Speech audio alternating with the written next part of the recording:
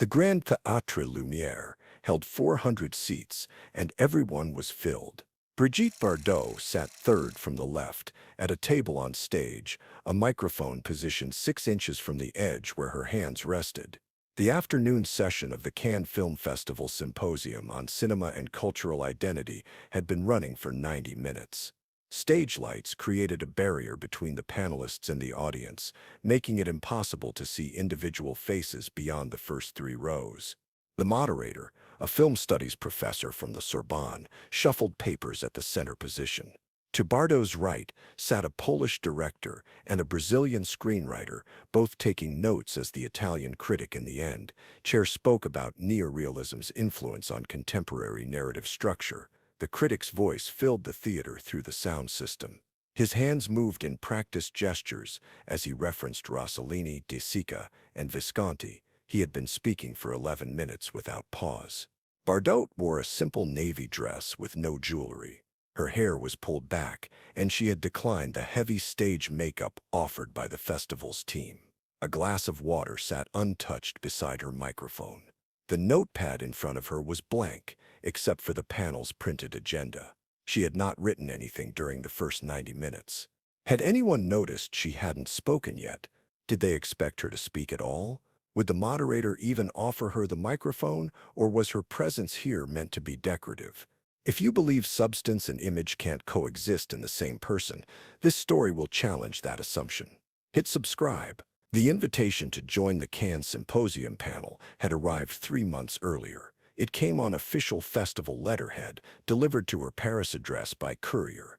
The letter outlined the panel's focus on cinema's role in shaping national and cultural identity. 5 other panelists were listed: academics, directors, critics. Her name would be the only actors. The signature at the bottom belonged to the festival's cultural programming director. She had read the letter twice, then set it on her desk. For 2 days she didn't respond. The festival's office called on the third day. The assistant on the phone explained that the symposium would be covered by international press, that having diverse perspectives was essential, that her participation would bring important visibility to the conversation. The assistant used the word perspective, but the tone suggested something else. Bardot said she would consider it. The actress designation had followed her since her first film. Interviews focused on fashion, beauty routines, relationships. When journalists asked about her work, the questions centered on directors she'd worked with, not her interpretations of the roles. Reviews praised her screen presence, her natural charisma, her ability to captivate audiences. They rarely discussed her technical choices, her understanding of character development, or her grasp of the material's thematic weight. She had been reading theory for years. Books on cinema history, essays on performance technique, philosophical texts that directors referenced in interviews. She kept them in her home library, never photographed, never mentioned in press coverage. When she discussed these ideas with directors on set, they listened politely but seemed surprised. The surprise was the problem. It revealed what they had expected to find: nothing. The Cannes invitation represented something different. A symposium panel implied intellectual participation. It suggested her thoughts had value beyond her marketability, but it also carried risk. If she accepted and performed poorly, it would confirm every assumption about actors as empty vessels. If she declined, it would suggest she knew her limitations. Either choice could reinforce the image she was trying to complicate. She accepted the invitation 4 weeks before the festival. The programming director sent a reading list: 12 articles and 3 books covering French New Wave theory, Italian neorealism, and emerging Latin American cinema movements. She had already read 8 of the articles and 2 of the books. She ordered the remaining materials and spent the next 3 weeks making notes, cross-referencing arguments, identifying connections between different theoretical frameworks. The festival's publicity team sent a photographer to her apartment 2 weeks before Cannes. They wanted promotional images of the symposium panelists. The photographer spent 40 minutes capturing her in different poses near her bookshelf, in a chair by the window, standing in profile. He never asked her to hold a book. When the promotional materials were released, her photograph was larger than the other panelists' images. The caption identified her as actress Brigitte Bardot. Everyone else received their full professional titles. The morning of the symposium, she arrived at the theater early for the sound check. The technician fitted her with a microphone and asked her to count to 10. Her voice sounded clear and strong through the speakers. The other panelists arrived in clusters, greeting each other with familiarity. They had worked together before at other festivals, other symposiums. She recognized their names from the articles she had read. They recognized her from magazine covers. The moderator gathered everyone 30 minutes before start time for a brief review of the format. Each panelist would have an opening statement of 5 minutes. Then the moderator would pose questions for group discussion. The audience would be invited to submit written questions during the final 30 minutes. The moderator looked at Bardot when explaining this structure as though checking for comprehension. She nodded once. The moderator seemed satisfied. The Italian critic arrived last, 15 minutes before start time. He was well known in academic circles, a regular contributor to Cahiers du Cinéma and other theoretical journals. His books on post-war European cinema were considered foundational texts. He greeted the other panelists by name, discussing recent publications and mutual colleagues. When he reached Bardot, he smiled and said it was a pleasure. He did not ask about her work. He did not mention anything he had seen her in. The symposium began precisely at 2 o'clock. The moderator welcomed the audience and introduced each panelist with prepared biographical summaries. For the academics and directors, he listed their publications, their films, their contributions to cinema theory. For Bardot, he mentioned 3 of her most commercially successful films and noted her international recognition. The audience applauded politely after each introduction.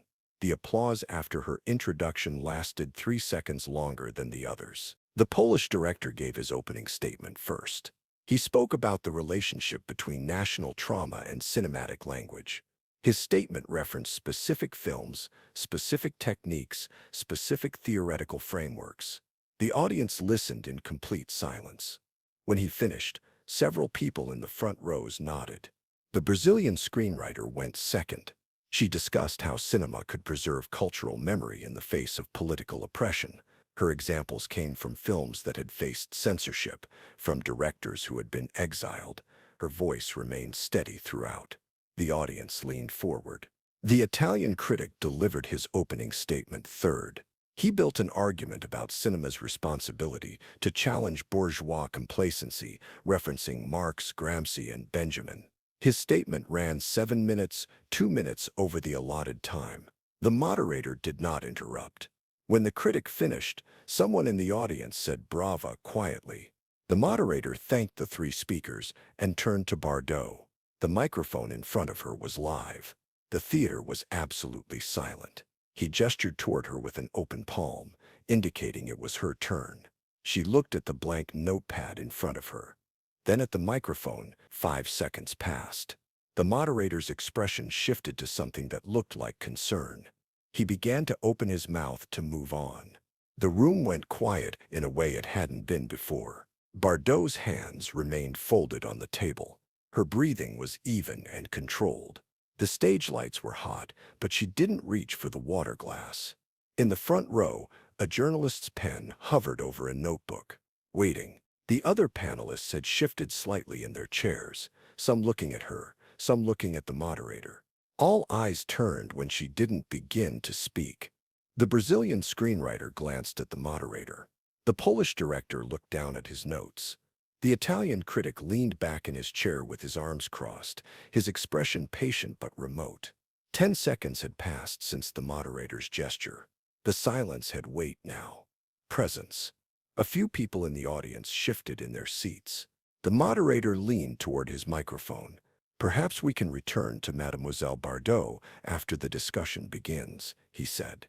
His voice carried relief, offering her an exit from the uncomfortable moment. The Polish director nodded slightly. The journalist in the front row made a note. The atmosphere began to ease. Bardot lifted her head. The movement was small but definitive. The moderator stopped speaking mid-breath. The critic uncrossed his arms. Light from the stage rigging reflected off the water glass near her hand. Her posture straightened, shoulders back, chin level. No one moved. She reached forward and pulled the microphone 2 inches closer. The metal stand scraped slightly against the table. The sound traveled through the speakers into the silent theater. The moderator's hand, which had been moving to gesture toward the next portion of the program, froze halfway through the motion. The journalist's pen touched paper but didn't write. 15 seconds had passed. The silence had become unbearable. The moderator's eyes moved between Bardot and the audience, calculating whether to intervene. The Brazilian screenwriter's expression showed something between empathy and concern. The Polish director studied his water glass. The Italian critic's mouth formed a thin line, not quite a smile, not quite disapproval. The entire theater held its breath. Every expectation pointed toward the same conclusion. She would remain silent, or she would excuse herself, or she would offer something brief and inadequate that would confirm why actors shouldn't sit on symposium panels. Bardot stood.